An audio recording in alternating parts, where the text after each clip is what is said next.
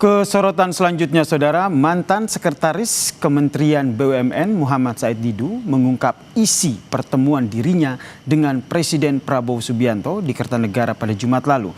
Ia menyatakan diskusi berjalan dinamis dan membahas banyak isu sensitif.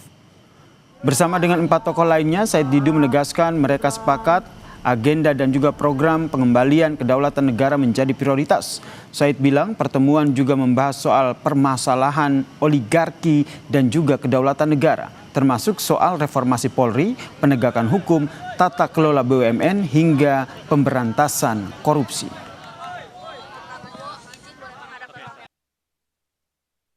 Sehingga saya menyatakan, Bapak Presiden, kami ini dari dulu tidak oposisi terhadap terhadap orang atau apa, tapi kami oposisi terhadap siapapun yang ingin menghancurkan bangsa.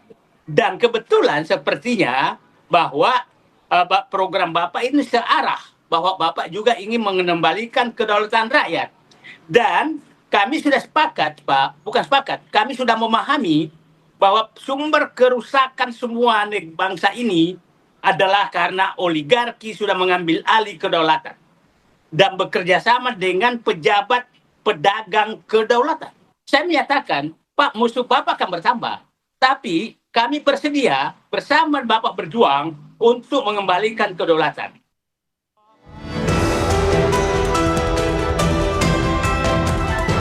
Tadi Pak disinggung soal Pak Prabowo bertemu tokoh oposisi, siapa aja sih Pak kalau boleh tahu? Saya nggak tahu namanya, lupa ya.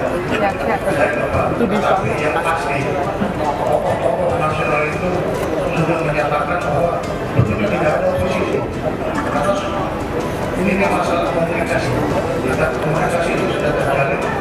Yang saya tahu bahwa tokoh itu mengatakan bahwa sekarang waktunya kedaulatan rakyat kembali. Jumat malam pekan lalu, Presiden Prabowo Subianto melakukan pertemuan tertutup dengan sejumlah tokoh masyarakat yang kerap kali dinilai memberikan kritikan terhadap pemerintah. Para tokoh yang hadir dalam pertemuan di Kertanegara selama 4 jam lebih, diantaranya mantan Barreskrim Polri Susno Duaji, peneliti utama BRIN Siti Zuhro, dan mantan Ketua KPK Abraham Samad.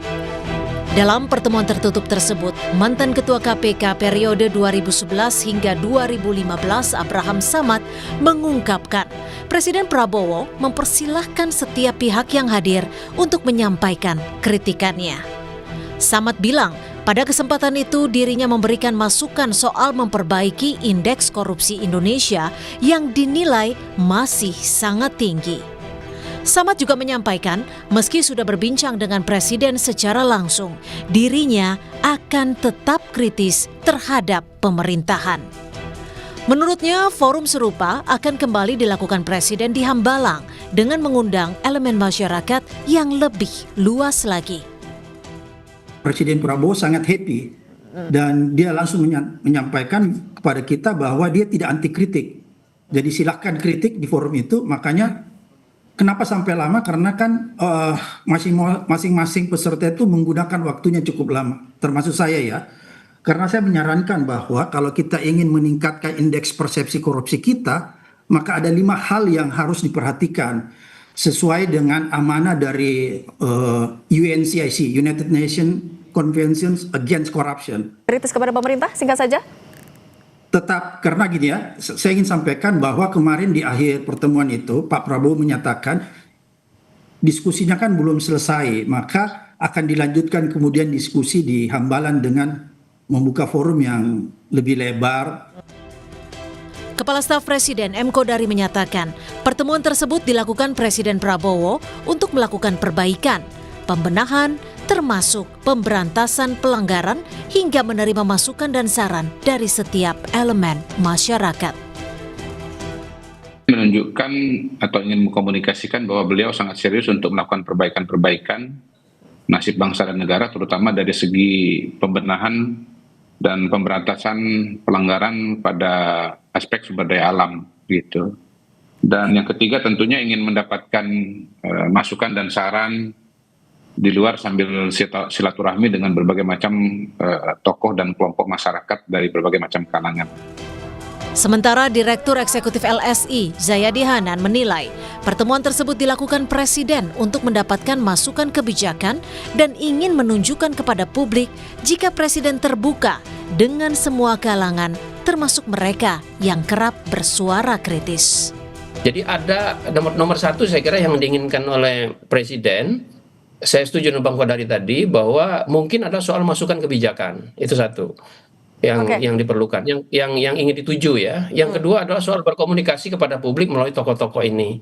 Yang ketiga saya kira itu juga menunjukkan kepada publik bahwa secara politik Presiden itu terbuka dengan semua kalangan termasuk tokoh-tokoh yang kritis.